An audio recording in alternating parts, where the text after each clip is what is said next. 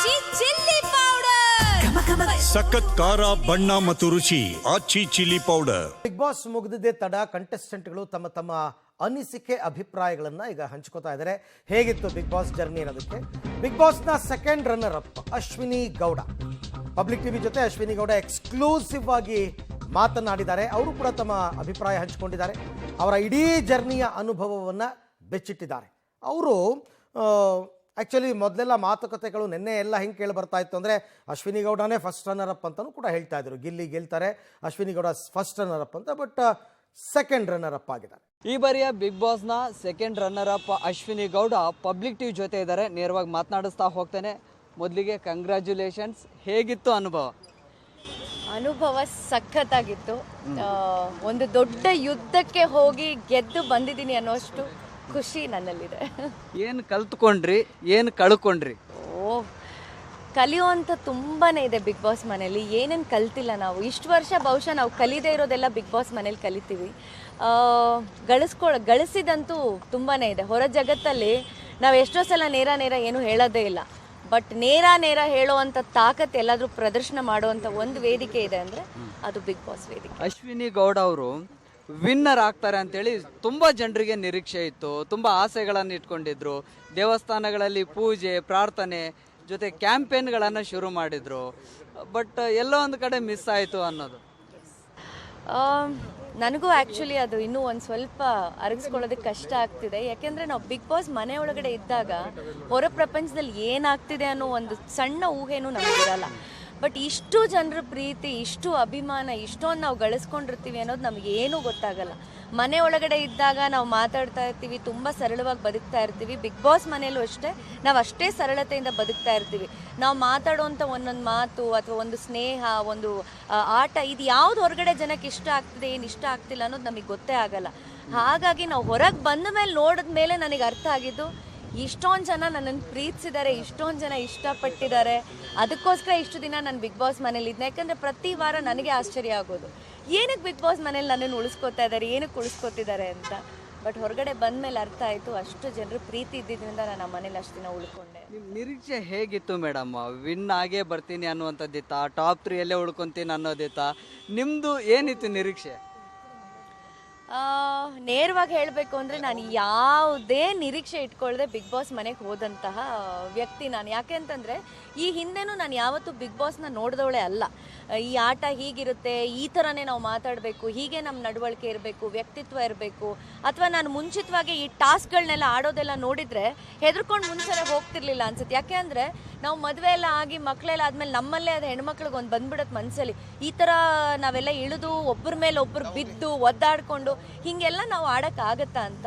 ಬಹುಶಃ ಅವೆಲ್ಲ ನೋಡದೆ ಹೋಗಿದ್ದಕ್ಕೆ ನಿಜವಾದ ಅಶ್ವಿನಿಯ ವ್ಯಕ್ತಿತ್ವ ಅಲ್ಲಿ ಹೊರಗಡೆ ಬಂತು. ಯಾವುದೇ ನಾನು ಫೇಕ್ ಮಾಡಲಿಲ್ಲ.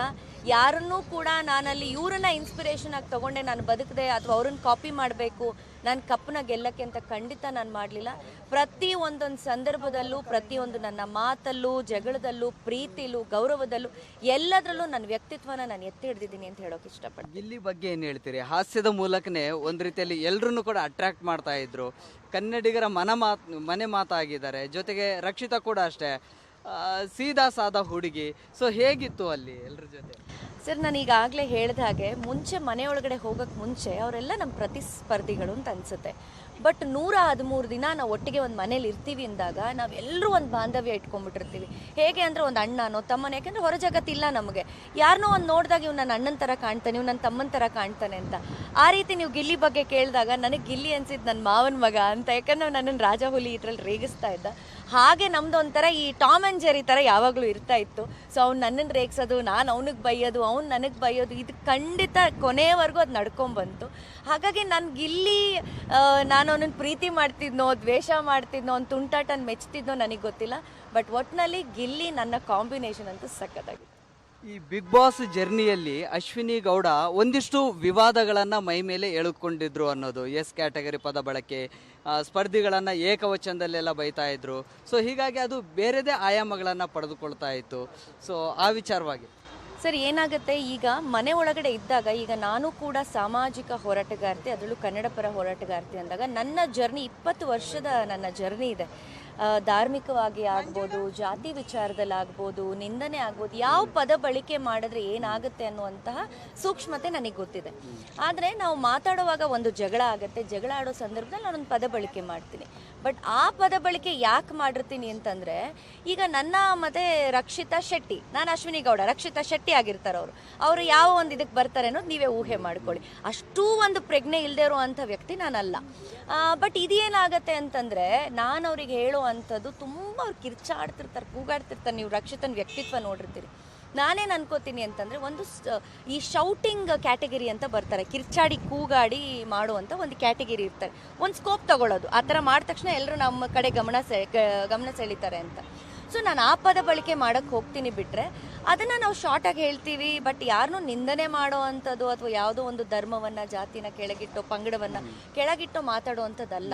ಈಗ ನನಗೆ ನೇರವಾಗಿ ಗೊತ್ತಿದೆ ಅವ್ರು ರಕ್ಷಿತಾ ಶೆಟ್ಟಿ ಅಂತ, ಹಾಗಾಗಿ ನನಗೂ ಗೊತ್ತಿದೆ ನಾನು ಅಶ್ವಿನಿ ಗೌಡ ಅಂತ. ಬಟ್ ನಮಗಿವೆಲ್ಲವೂ ಅರಿವಿದ್ದಾಗ ಈ ಒಂದು ಪದ ಬಳಕೆ ಎಷ್ಟರ ಮಟ್ಟದಲ್ಲಿ ಹೊರಗಡೆ ಒಂದು ಸದ್ದು ಮಾಡಿದೆ ಅಂತಂದರೆ, ಇದು ನನಗೆ ಎಲ್ಲೋ ಒಂದು ಕಡೆ ಅನ್ನಿಸ್ತು, ತುಂಬ ಎಸ್ ಕ್ಯಾಟಗರಿ ಅನ್ನೋದು ಈ ಜನ ಏನು ತುಂಬ ಸಿಲ್ಲಿಯಾಗಿ ಆಡ್ಬಿಟ್ರು ಅಂತ ನನಗನ್ನಿಸ್ತು. ಯೂಟ್ಯೂಬ್ ಚಾನಲ್ಗಳನ್ನು ಮಾಡಬಹುದು, ನಂತರ ಹೋರಾಟಗಳನ್ನು ಮಾಡಲಿಕ್ಕೆ ಆಗಲ್ಲ ಅನ್ನೋ ಒಂದು ಪದನೂ ಕೂಡ ಜನರಲ್ಲೇ ಅದು ಬೇರೆದೇ ರೀತಿಯಲ್ಲಿ ಮನಸ್ಸಲ್ಲಿ ಉಳ್ಕೊಳ್ತು. ಅದಾದ ಬಳಿಕ ಈ ಎಸ್ ಕ್ಯಾಟಗರಿ ಪದ ಬೇರೆ ಠಾಣೆಗಳಲ್ಲಿ ದೂರು ಕೊಡೋದು, ಅಶ್ವಿನಿ ಗೌಡ್ರು ಈ ಮೂಲಕವಾಗಿ ಕುಗ್ಗಿ ಹೋಗ್ತಾ ಇದ್ದಾರೆ, ಆದಷ್ಟು ಬೇಗನೆ ಹೊರಗೆ ಬರ್ತಾರೆ, ಇಲ್ಲಿ ತನಕಲೂ ಕೂಡ ಬರೋದಿಲ್ಲ ಅನ್ನೋದು ಕೂಡ ಇತ್ತು. ಆದರೆ ನಿನ್ನೆ ಕೊನೆ ಕ್ಷಣ ತನಕಲೂ ಕೂಡ ಫಿನಾಲೆಯಲ್ಲಿ ಒಂದು ವಿನ್ನರು ಅಥವಾ ರನ್ನರ್ ಅನ್ನೋದು ಮಾತ್ರ ಇತ್ತು. 3ನೇ ಸ್ಥಾನಕ್ಕೆ ನಿಮಗೆ ತೃಪ್ತಿ ಇದೆಯಾ? ಸರ್, ಮನುಷ್ಯನಿಗೆ ಯಾವತ್ತೂ ತೃಪ್ತಿ ಅನ್ನೋದು ಆಗಲ್ಲ. ಸೊ ನಾನು ವಿನ್ ಆಗಿದ್ರು ಬಹುಶಃ ತೃಪ್ತಿ ಇರ್ತಿತ್ತೋ ಇಲ್ವೋ. ತೃಪ್ತಿ ಅನ್ನೋದು ಯಾವಾಗ ಅಂದರೆ, ಬಹುಶಃ ಈ ಭೂಮಿ ನಾವು ಬಿಟ್ಟು ಹೋಗುವಾಗ ನಮ್ಗೆ ತೃಪ್ತಿ ಅಂತ ಈಗ ತೃಪ್ತಿ ಇದೆ 3ನೇ ಸ್ಥಾನಕ್ಕೆ.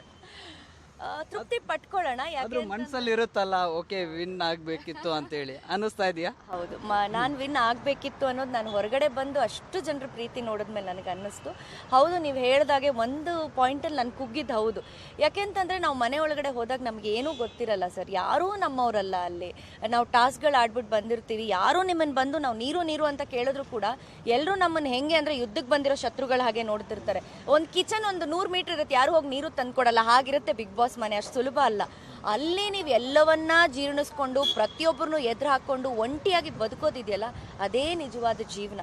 ಹಾಗಾಗಿ ಅಲ್ಲಿ ನಾನು ಗೆದ್ದು ಬಂದು ಫಿನಾಲೆವರೆಗೂ ನಾನು ಬಂದಿದ್ದೀನಿ ಅಂದರೆ ನಾನು ಕಪ್ಪನ್ನ ಗೆದ್ದಿದ್ದೀನಿ ಅನ್ನೋಷ್ಟು ಖುಷಿ ನನಗಿದೆ. ಇಡೀ ರಾಜ್ಯದ ಜನತೆ ಕೋಟಿ ಓಟ್ ಹಾಕಿದ್ದಾರೆ. ಅಶ್ವಿನಿ ಗೌಡನ್ನ ಒಂದು ರೀತಿಯಲ್ಲಿ ರಾಜಮಾತೆಯನ್ನು ನೋಡಿ ಒಂದು ರೀತಿಯಲ್ಲಿ ವಿನ್ನರ್ ಸ್ಥಾನದಲ್ಲಿ ನೋಡಬೇಕು ಅನ್ನೋದಿತ್ತು. ಆದರೆ ಅದು ಒಂದು ಸ್ವಲ್ಪ ಬೇಜಾರಿದೆ. ಏನು ಹೇಳ್ತೀರಿ ಈ ಸಂದರ್ಭದಲ್ಲಿ?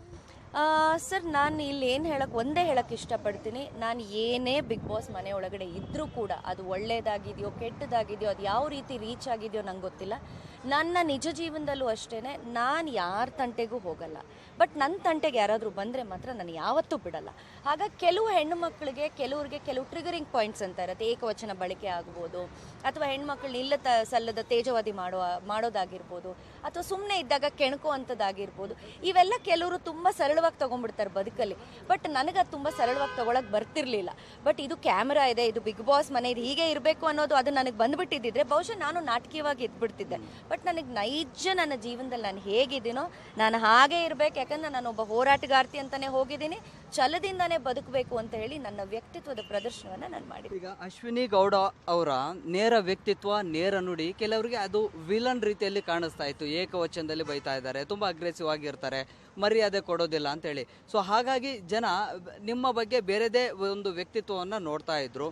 ಸೊ ಹೀಗಾಗಿ ಇಲ್ಲಿ ಬಡವ್ರ ಮಕ್ಕಳು ಗೆಲ್ಲಬೇಕು, ಗೆಲ್ಲಿಸಬೇಕು, ಜೊತೆಗೆ ಸಂಪತ್ತಿಗೆ ಸವಾಲೆಲ್ಲ ಹಾಕ್ತಾ ಇದ್ರು ರೈತಾಪಿ ವರ್ಗದವರು. ಅದೆಲ್ಲ ಬಹುಶಃ ಒಳಗಡೆ ಒಂದಿಷ್ಟು ಪ್ರೋಮೋಗಳು ಹಾಕಿದಾಗ ತಮ್ಗೆ ಗೊತ್ತಿರುತ್ತೆ ಅಂತ ಅನಿಸುತ್ತೆ.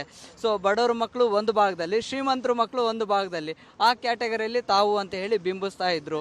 ಈ ವಿಚಾರವಾಗಿ ಸರ್, ಇಲ್ಲಿ ಒಂದು ಹೇಳೋದೇನು ಅಂದರೆ, ಬಡವ್ರ ಮಕ್ಕಳು ಗೆಲ್ಲಬೇಕು, ಅದು ನಮ್ಮ ಡಾಲಿ ಧನಂಜಯ ಅವ್ರು ಹೇಳಿರುವಂಥ ಡೈಲಾಗ್. ಆದರೆ ಗಿಲ್ಲಿ ನಿಜವಾಗ್ಲೂ ಬಡವನಾ? ಅದು ಭಾಳ ಮುಖ್ಯ ಆಗುತ್ತೆ. ನಿಜವಾದ ಬಡವ ಬೇರೆ, ಬಡವಂತರ ಗೆಟಪ್ ಹಾಕೊಂಡು ಬದುಕೋದು ಬೇರೆ. ಹಾಗಾಗಿ ಬಹುಶಃ ಅವ್ರ ಆಟ ಎಲ್ರಿಗೂ ಇಷ್ಟ ಆಗಿದೆ ಅನ್ನೋದನ್ನ ನಾನು ಹೇಳಕ್ ಇಷ್ಟಪಡ್ತೀನಿ. ಬಡವನ ಗೆಟಪ್ ಅಲ್ಲಿ ವಿನ್ನರ್ ಆದ್ರು ಗಿಲ್ಲಿ ಅಷ್ಟೇ ಬಿಟ್ರೆ ಬಡವ ಅಂತ ಹೇಳಿದ್ರೆ ಅದು ತಪ್ಪಾಗುತ್ತೆ. ಹಾಗಾಗಿ ಅದನ್ನು ಯಾವತ್ತೂ ನಾವು ಸ್ಟ್ರಾಟಜಿ ಕಾರ್ಡ್ ಆಗಿ ಬಳಸಬಾರ್ದು. ಇರಲಿ, ಗಿಲ್ಲಿಯವ್ರು ಗೆದ್ದಿದ್ದಾರೆ, ಅವ್ರ ವ್ಯಕ್ತಿತ್ವದ ಬಗ್ಗೆ ಆಗ್ಬೋದು, ಅವ್ರ ಆಟದ ಬಗ್ಗೆ ಆಗ್ಬೋದು, ನನಗೆ ಖಂಡಿತವಾಗ್ಲೂ ಹೆಮ್ಮೆ ಇದೆ. ಯಾಕೆಂದರೆ ಅವರು ನನ್ನ ಜೊತೆ ಪ್ರಯಾಣ ಮಾಡಿದಂಥ ಒಬ್ಬ ಪ್ರತಿಸ್ಪರ್ಧಿ. ನಾನು ಅವ್ರನ್ನ ಯಾವತ್ತೂ ಬಿಟ್ಕೊಡಕ್ಕೆ ನಾನು ಇಷ್ಟನೇ ಪಡಲ್ಲ. ಯಾಕೆಂದರೆ ಯುದ್ಧ ಮಾಡಬೇಕಾದ್ರೆ ಕತ್ತಿನ ಕೈಯಲ್ಲಿ ಇಟ್ಕೊಂಡಿರ್ತೀವಿ, ಒಂದ್ಸಲ ಬಿಗ್ ಬಾಸ್ ಮುಗಿದ್ಮೇಲೆ ಯುದ್ಧದ ಕತ್ತಿನ ಕೆಳಗಡೆ ಇಡ್ತೀವಿ, ಮತ್ತೆ ಅದನ್ನ ಎತ್ಕೊಳಕ್ಕೆ ನನಗೆ ಇಷ್ಟ ಇಲ್ಲ. ಹಾಗಾಗಿ ಅವ್ರು ಗೆದ್ದಿದ್ದಾರೆ, ಅವ್ರ ಭವಿಷ್ಯ ಉಜ್ವಲವಾಗಿರಲಿ, ಒಳ್ಳೇದಾಗಲಿ. ನನ್ನನ್ನು ಅತ್ತೆ ಮಗಳು ಅಂತ ಕರೆದಿದ್ದಾರೆ, ನಾನು ಅವ್ರನ್ನ ಮಾವನ ಮಗ ಅಂತ ಕರೆದಿದ್ದೀನಿ. ಖಂಡಿತ ಒಳ್ಳೇದಾಗಬೇಕು. ಬಟ್ ಆ ಟ್ಯಾಗ್ಲೈನ್ ಏನಿದೆಯಲ್ಲ, ಬಡವ್ರ ಮಕ್ಕಳು ಗೆಲ್ಲಬೇಕು. ಹೌದು, ನಿಜವಾದ ಬಡವ್ರ ಮಕ್ಕಳು ಗೆಲ್ಲಬೇಕು. ಬಡವ್ರ ಮಕ್ಕಳು ಹಾಗೆ ಗೆಟಪ್ ಹಾಕ್ಕೊಂಡು ಅದು ನನಗೆ ಅಶ್ವಿನಿ ಗೌಡ ಅವರ ಮಾತು. ಬಟ್ ಓವರಾಲ್ ಅವರ ಮಾತಿನಲ್ಲಿ ಅವ್ರಿಗೆ 3ನೇ ಸ್ಥಾನ ಬಂದಿರೋದು ತೃಪ್ತಿ ಇಲ್ಲ. ಅದನ್ನು ಅವ್ರು ಹೇಳಿದ್ದಾರೆ. ನಾನು ಗೆಲ್ಲಬೇಕು ಅಂತ ಅಂದುಕೊಂಡಿದ್ದೆ ಅಂತಕ್ಕಂಥದ್ರ ಬಗ್ಗೆ ಹೇಳಿದ್ದಾರೆ. ಬೇರೆ ಬೇರೆ ಸ್ಪರ್ಧಿಗಳು ಯಾವ್ಯಾವ ಸ್ಥಾನ ಪಡ್ಕೊಂಡ್ರು ಅದ್ರ ಬಗ್ಗೆನೂ ಅವ್ರಿಗೆ ಸ್ವಲ್ಪ ತೃಪ್ತಿ ಇಲ್ಲ. ಗಿಲ್ಲಿ ವಿಚಾರದಲ್ಲೂ ಕೂಡ ತೃಪ್ತಿ ಇಲ್ಲ. ಆ್ಯಂಡ್ ಇಟ್ಸ್ ಒಬ್ಬರಿಂದ ಒಬ್ರಿಗೆ ಅದು ವ್ಯತ್ಯಾಸ ಆಗ್ತಾ ಹೋಗುತ್ತೆ. ಅವರವರ ವೈಯಕ್ತಿಕ ಅಭಿಪ್ರಾಯಗಳು ಅವೆಲ್ಲವೂ ಕೂಡ ಆ ಅಭಿಪ್ರಾಯಗಳನ್ನು ಅವ್ರು ವ್ಯಕ್ತಪಡಿಸ್ತಾ ಇದ್ದಾರೆ. ಬಿಗ್ ಬಾಸ್ ಆಟ ಮುಗೀತು ಅಷ್ಟೇ, ಹೊರಗಡೆ ಬಂದು ಅದನ್ನು ನಾವು ಕಂಟಿನ್ಯೂ ಮಾಡಲ್ಲ ಅನ್ನೋ ರೀತಿಯಲ್ಲಿ ಅವರ ವ್ಯಕ್ತಿತ್ವದ ಬಗ್ಗೆ, ಅವ್ರು ಅಂದುಕೊಂಡಿದ್ದರ ಬಗ್ಗೆ, ಬಿಗ್ ಬಾಸ್ ಮನೆಗೆ ಹೋದಾಗ ಏನಾಯಿತು, ಬರುವಷ್ಟೊತ್ತಿಗೆ ಹೇಗಾಯಿತು ಎಲ್ಲವನ್ನು ಕೂಡ ವಿವರವಾಗಿ ಅಶ್ವಿನಿ ಗೌಡ ಅವರು ತಮ್ಮ ಅನಿಸಿಕೆ ಅಭಿಪ್ರಾಯವನ್ನು ಹಂಚಿಕೊಂಡಿದ್ದಾರೆ.